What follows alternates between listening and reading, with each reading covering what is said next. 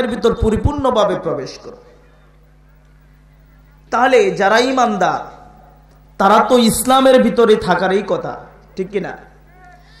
কিন্তু দেখা যাচ্ছে আমরা ঈমানদার হওয়া সত্ত্বেও ঈমানের তাকিদে আমরা পরিপূর্ণ ইসলামের অনুসরণ অনুকরণ করি না। এই জন্য আল্লাহ পাক ঈমানদারদেরকে বলেন উদখুলু ফিস সিলমি কাফা, ও ঈমানদাররা ইসলামের ভিতরে পরিপূর্ণভাবে প্রবেশ করো। কারণ হলো ইসলামের ভিতরে যদি পরিপূর্ণভাবে প্রবেশ না করি তাহলে আমরা পরিপূর্ণ ঈমানওয়ালা হওয়ার পরে পরিপূর্ণ মুসলমান হতে পারবো না। সম্মানিত হাজরিন, ইসলামের ভিতরে পরিপূর্ণভাবে প্রবেশ করার মানে কি? মানে হলো আমার জন্ম থেকে মৃত্যু পর্যন্ত আমার জীবনের প্রতিটা মুহূর্ত ইসলামের ভিতরে অনুসরণ অনুকরণ করতে হবে কি হবে না? জোরে বলি, হবে কি হবে না? এই জন্য আমরা অনেকেই মনে করি ইসলাম মানে হলো নামাজ রোজা হজ যাকাত, বাস, আর কিছু দরকার নাই। এরকম কি?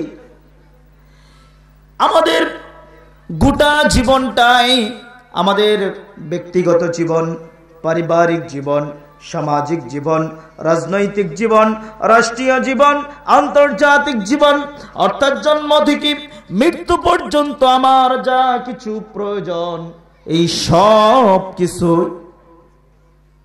ইসলামের আলোকে হতে হবে, ঠিক কিনা?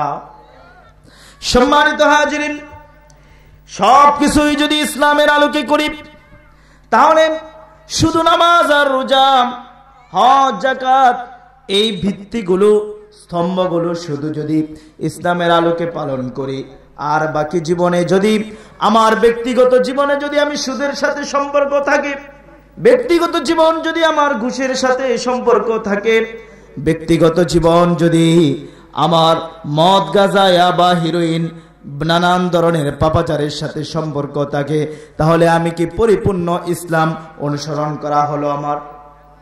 জোরে বলেন। এই জন্য আমাদেরকে পরিপূর্ণভাবে ইসলামের ভিতরে প্রবেশ করতে হবে। আল্লাহ পাক বলেন ওয়ালা তাত্তাবিউ খুতুওয়াতিশ শাইতান, শয়তানের পদাঙ্ক অনুসরণ করো না। শয়তান আমাদেরকে প্রতিনিয়ত ধোঁকা দিচ্ছে কি দিচ্ছে না? জোরে বলি, প্রতিনিয়তই আমাদেরকে ধোঁকা দিচ্ছে।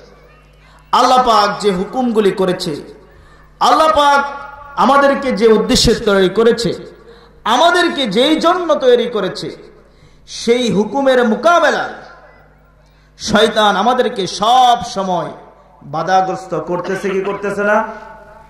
জোরে বলি।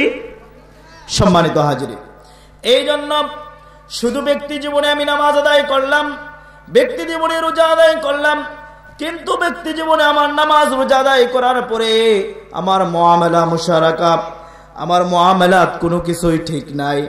মানুষ বাহ্যিক দিক দিয়ে একটা চরিত্র নিয়ে আমি সমাজে বসবাস করি, আবার দেখা যায় ভিতরগত চরিত্র আমার অন্যরকম। আমি আমার পরিবারের অধীনস্থ যারা আছে তাদের সাথে ভালো ব্যবহার করি না, ভালো আচরণ করি না, তাহলে আমি কি ইসলামের ভিতরে পরিপূর্ণভাবে প্রবেশ করলাম? তাহলে যিনি নামাজি তিনি আল্লাহ তাআলার সন্তুষ্টির জন্যই নামাজ আদায় করেন। সুতরাং যিনি আল্লাহর সন্তুষ্টির জন্য নামাজ আদায় করেন তিনি তো অবশ্যই তার বাকি জীবনটাও আল্লাহ তাআলার হুকুম, রাসূলের সুন্নাহ অনুযায়ী পালন করবেন, ঠিক কিনা? সম্মানিত হাজিরিন, আল্লাহ পাক কত সুন্দর করে বলেন উদখুলু ফিস সিলমি কাফা ওয়ালা তাত্তাবিউ খুতুওয়াতিশ শাইতান ইন্নাহু লাকুম আদুউম মুবিন। শয়তানের পদাঙ্ক অনুসরণ করো না, ইন্নাহু লাকুম আদুউম মুবিন, শয়তান তোমাদের প্রকাশ্য শত্রু। শয়তান আমাদের কি?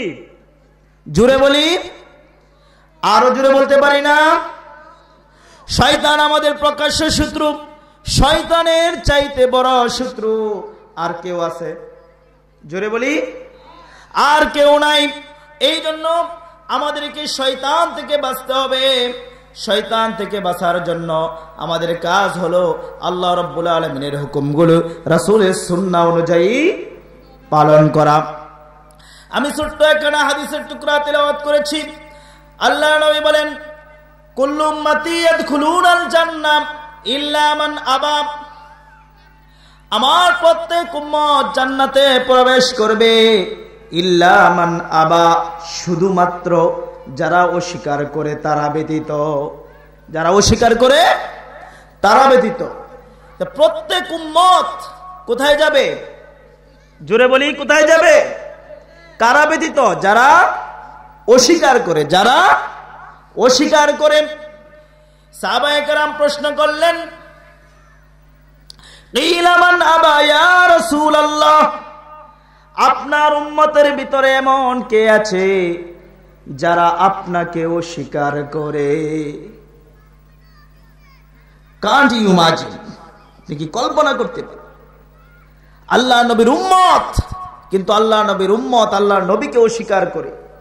এত বড় স্পর্ধা কার আছে?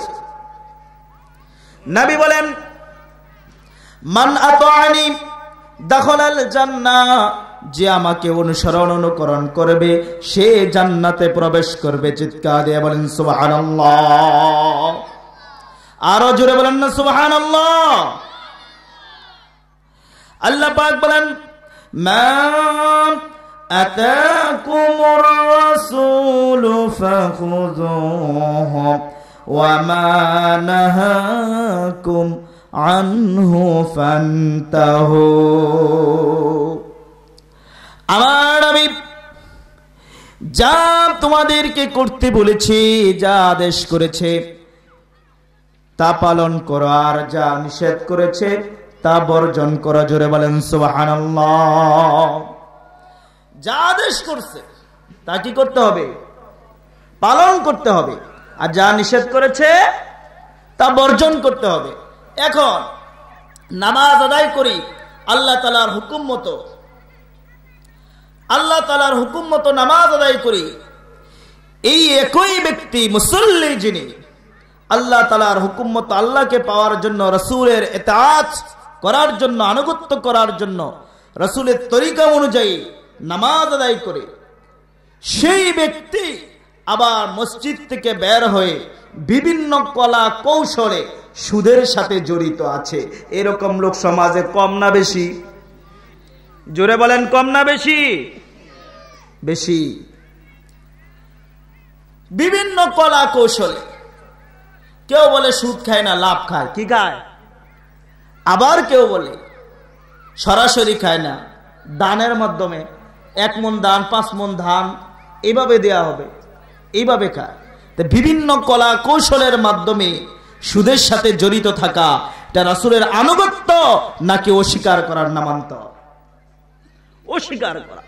সম্মানিত হাজরিন, আবার একই ব্যক্তি যিনি আল্লাহর কথা মতো, আল্লাহর হুকুম মতো নামাজ আদায় করে মুসল্লি, এই মুসল্লি যদি আল্লাহ তাআলার হুকুম মতো নামাজ আদায় করে, রাসূলের ইতাআত করে, তাহলে এই ব্যক্তি জীবনে যদি ইসলামকে প্রতিষ্ঠিত করেন, তাহলে সে পারিবারিক জীবনে ইসলামকে প্রতিষ্ঠিত করার প্রয়োজনীয়তা আছে না নাই? জোরে বলেন। সম্মানিত হাজরিন, ব্যক্তি জীবনে আমি নামাজ আদায় করলাম, আমি নিজে নিজে নামাজ আদায় করলাম, আমি নিজে নিজে সব সময় আল্লাহ আল্লাহ জিকির করতে শুরু করলাম, অর্থাৎ আমি রাসূলের আনুগত্য করি, কিন্তু আমার পরিবারের লোকেরা, আমার স্ত্রী, পরিবার পরিজন কেউ নামাজ আদায় করে না, সন্তানেরা নামাজ আদায় করে না, কিন্তু তাদেরকে একটিবারও আদেশ করি না। এরকম লোক সমাজে কম না বেশি?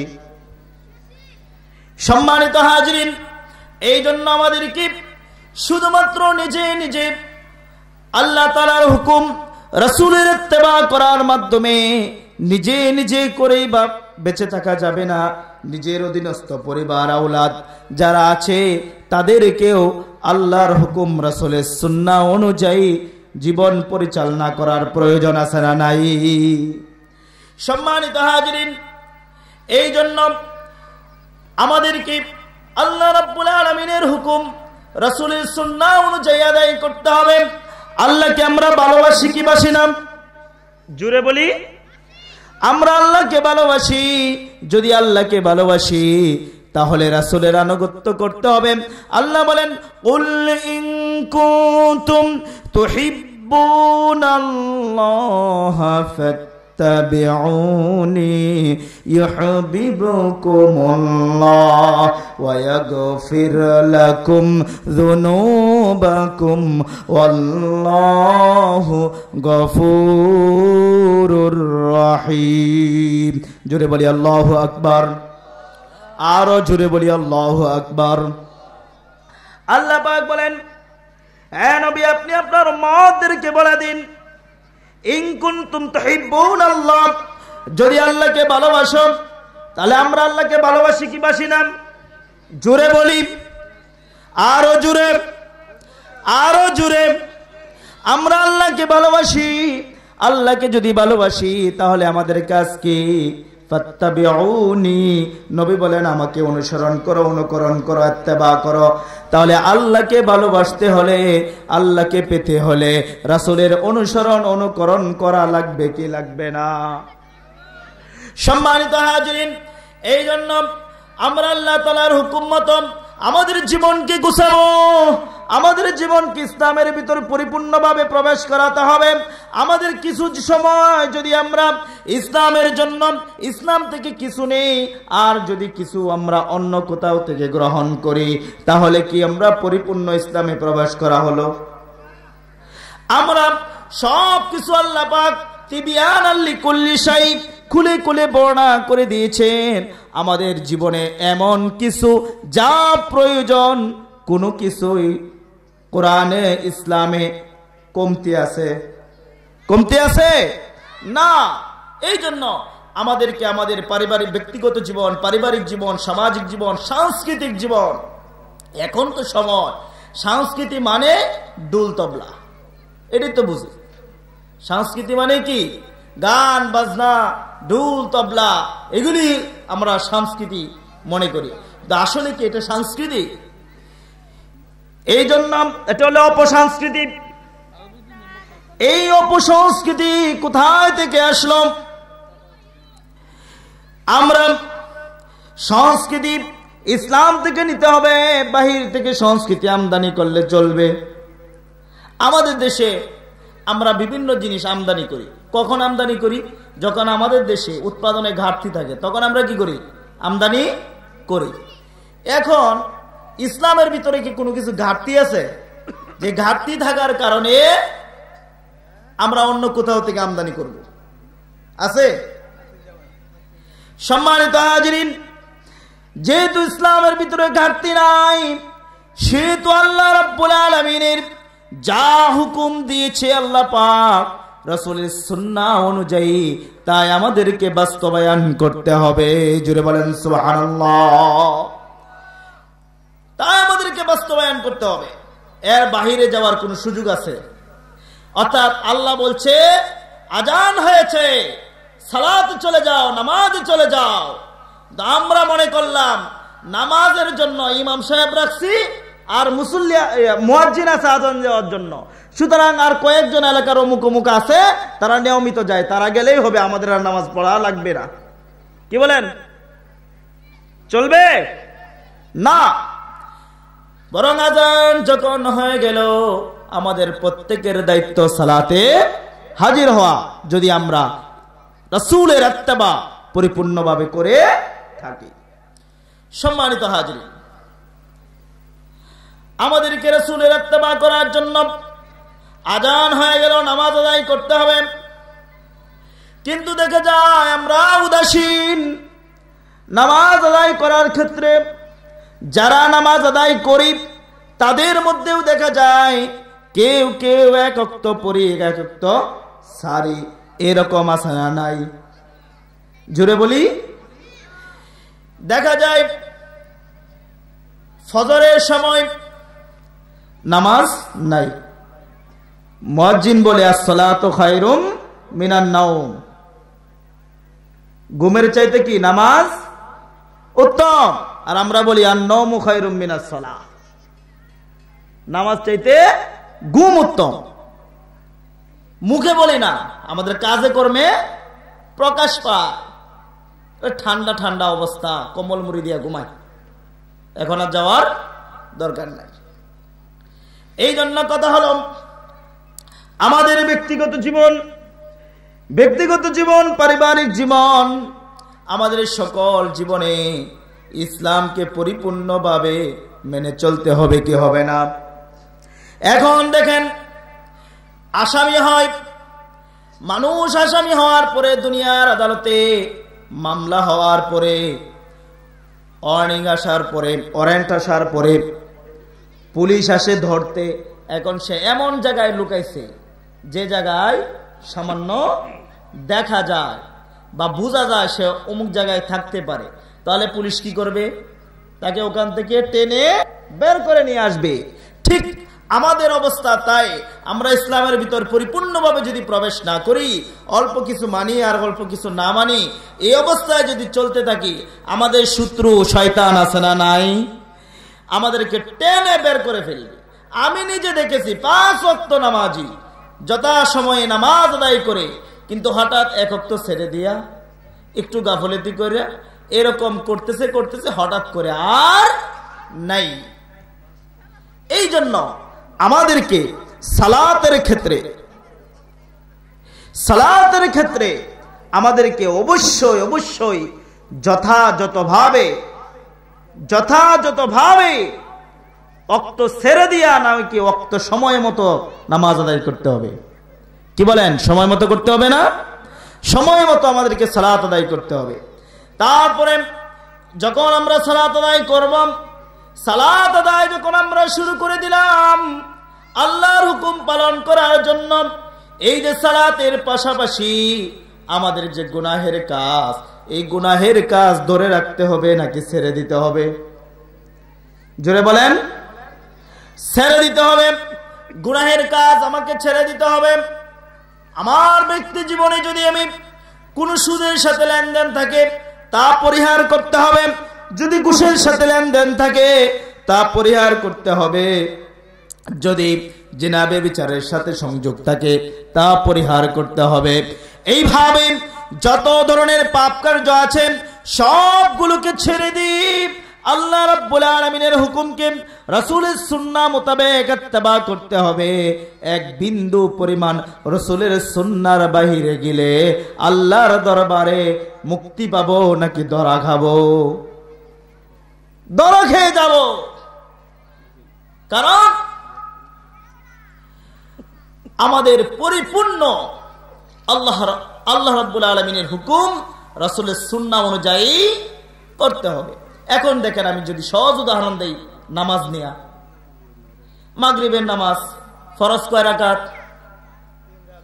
জোরে বলি, 3 রাকাত ফরজ। এই 3 রাকাত ফরজ যদি আমরা আদায় করি, এখন 3 রাকাত ফরজ আদায় করার ক্ষেত্রে দেখা যাচ্ছে ইমাম সাহেব বলল যে প্রতিদিন আমরা 3 রাকাত আদায় করি, আজকে 4 রাকাত পড়ব। কে কে মানবেন? হাত তুলেন তো। কেউ মানবো? জোরে বলেন। কেন মানবো না? আল্লাহর হুকুম তো, রাসূলের সুন্নাহ আছে কয় রাকাত ফরজ আদায় করতে হবে।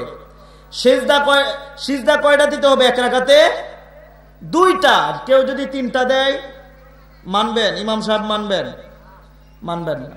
রুকু যদি রাকাতে 2টা দেয়, কেন মানবেন না? হুকুম আল্লাহর নামাজ আদায় করা, তো তরিকায়ে মুহাম্মাদি নাই, রাসূলের তরিকা নাই, এই জন্য আমরা মানব না। কারণ রাসূল সাল্লাল্লাহু আলাইহি ওয়াসাল্লাম সালাতের ক্ষেত্রে যেইভাবে আমাদেরকে শিখিয়েছেন, আমাদেরকে ঠিক সেইভাবেই আদায় করতে হবে। সম্মানিত হাজরিন, মসজিদের ভিতরে যেই রকম রাসূলুল্লাহ তরিকা অনুযায়ী যদি ইমাম সাহেব সালাত আদায় না করে, নামাজ আদায় না করে, সাথে সাথে আমরা লুকমা দিয়ে থাকি, ইমাম সাহেব ভুল করেছেন সংশোধন করেন, ইমাম সাহেব সংশোধন করে, কিন্তু লুকমা দেওয়ার পরেও যদি ইমাম সাহেব সংশোধন না করে, আমরা তারপরেও মেনে নেব না, ইমাম সাহেবকে বের করে দিব, ঠিক কিনা? প্রয়োজনে ইমাম সাহেবকে বের করে দিব। কারণ কি? কারণ হলো এই ইমাম আল্লাহর হুকুম রাসূলের সুন্নাহ অনুযায়ী সালাত আদায় করে নাই। সম্মানিত হাজিরিন, একই কথা যদি সমাজের ক্ষেত্রে বলি, যে আল্লাহ রব্বুল আলামিন এই সালাত আদায় করার হুকুম দিয়েছেন, সেই আল্লাহই তো সমাজে আল্লাহর হুকুম মোতাবেক জীবন পরিচালনার কথা বলেছেন, ঠিক কিনা? আল্লাহ তো বলেন না, ইন্নী জাইলু ফিল মসজিদি খলিফা, আল্লাহ মসজিদের খলিফা বানায় নাই, বরং আল্লাহ বলছেন ইন্নী জাইলু ফিল আরদি খলিফা, জমিনের খলিফা। আল্লাহ রাব্বুল আলামিন জমিনে আল্লাহ প্রতিনিধিত্ব করার জন্য আমাদেরকে তৈরি করেছেন, আমাদেরকে বানিয়েছেন। সুতরাং আল্লাহর হুকুম মোতাবেক যেমন ভাবে মসজিদকে পরিচালনা করি, সমাজের ভিতরে এই কিতাব অনুযায়ী আমাদের সব কিছু পরিচালনা করার প্রয়োজন আছে না নাই? জোরে বলে আছে না নাই? তাহলে শুধু আমরা মসজিদে আদায় করব, সমাজে আদায় করব না, তাহলে কি ইসলামের ভিতর পরিপূর্ণ প্রবেশ হলো? পরিপূর্ণ প্রবেশ না। এই জন্য আমাদেরকে যেভাবে নামাজ আদায় করতে হবে আল্লাহর কথা মতো, এইভাবে আমাদেরকে জমিনের ভিতরে আমার কৃষিকাজ, আমার ব্যবসা, আমার চাকরি, সব কিছুই কার কথা মতো হতে হবে? জোরে বলি কার? এখন কৃষি খেতে যাইয়া আরেকজনের আইল কাটি, আরেকজনের জমির কি করি? আইল কাটি। কিন্তু দেখা যাচ্ছে উনি আবার 5 ওয়াক্ত নামাজি। তাহলে মসজিদে যে আল্লাহর কথা মতো, আল্লাহর হুকুম মতো, রাসূলের তরিকা অনুযায়ী নামাজ আদায় করে আসলাম, সেই মুসল্লি এই জমিনের মধ্যে কৃষি খেতে গিয়া আল্লাহর হুকুম রাসূলের তরিকা বাদ দিয়ে আরেকজনের জুলুম করে আইল কাটা শুরু করলাম, ইসলামের ভিতরে পরিপূর্ণ প্রবেশ হইল? সম্মানিত হাজিরিন, আমার ব্যবসার ক্ষেত্রে ওজনে কম দেয়া, আর ব্যবসার ক্ষেত্রে ওজনে যেরকম কম দেওয়া, পচা মাল একসাথে, ভেজাল মাল একসাথে মিশায়া দেওয়া, এই সব কিছু কি একসাথে করা যাবে না? আত্তাজিরু ইয়াত্তাকিল্লাহা ফি তিজারাতিহি, ব্যবসায়ী তার ব্যবসার ক্ষেত্রে আল্লাহকে ভয় করবে, চাকরিজীবী চাকরির ক্ষেত্রে আল্লাহকে ভয় করবে। এইভাবে দেখা যায় প্রত্যেকটা মানুষ তার প্রত্যেকটা প্রফেশনে, তার প্রত্যেকটা পেশায় আল্লাহ রাব্বুল আলামিনের হুকুমকে, রাসূলের সুন্নাহ অনুযায়ী পালন করবে। এরপরে দেখেন যে হাদিসের টুকরা বলছিলাম, আল্লাহ নবী বলেন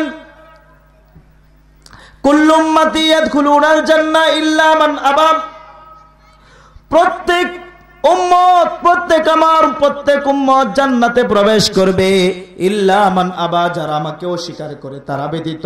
সাহাবায়ে কেরাম প্রশ্ন করলেন, কিলা মান আবা ইয়া রাসূলুল্লাহ, এ আল্লাহর রাসূল, আপনার উম্মত আপনাকে অস্বীকার করে এমন কেউ আছে? এই স্পর্ধা কে তাকে দিল? সাহাবায়ে কেরাম আশ্চর্য হয়ে গেলেন। রাসূল বলেন, মান আতাআনি দাখালাল জান্নাহ, যে তার সম্পূর্ণ জীবন, জন্ম থেকে মৃত্যু পর্যন্ত আমার সুন্নতের উপরে, তরিকার উপরে জীবন পরিচালনা করেছে, আমার আনুগত্য করেছে, সে জান্নাতে যাবে। আর যে আনুগত্য করে নাই, সে অস্বীকার করলো। জোরে বলেন নাউজুবিল্লাহ। সম্মানিত হাজিরিন, এইভাবে আমাদেরকে আল্লাহর কথা মতো, আল্লাহর হুকুমগুলি আমাদের ব্যক্তি জীবন, পারিবারিক জীবন, সামাজিক জীবন, রাজনৈতিক জীবন, রাষ্ট্রীয় জীবন, আন্তর্জাতিক জীবন, অর্থাৎ আমাদের জন্ম থেকে মৃত্যু পর্যন্ত আমার জীবনে যা কিছু প্রয়োজন সব কিছুই আল্লাহ রাব্বুল আলামিনের কথা, রাসূলের তরিকা অনুযায়ী করতে আমরা রাজি আছি তো ইনশাআল্লাহ? জোরে বলি ইনশাআল্লাহ। আল্লাহ রাব্বুল আলামিন আমাদেরকে যে কথাগুলি বললাম, এই কথাগুলির উপর আমাকে সকলকে আমল করার তৌফিক দান করুক। সকলে বলেন আমিন। হাদা কি আলহামদুলিল্লাহি রাব্বিল আলামিন। আসসালামু আলাইকুম ওয়া রাহমাতুল্লাহি ওয়া বারাকাতুহু। আলহামদুলিল্লাহ হাফেজ হযরত মাওলানা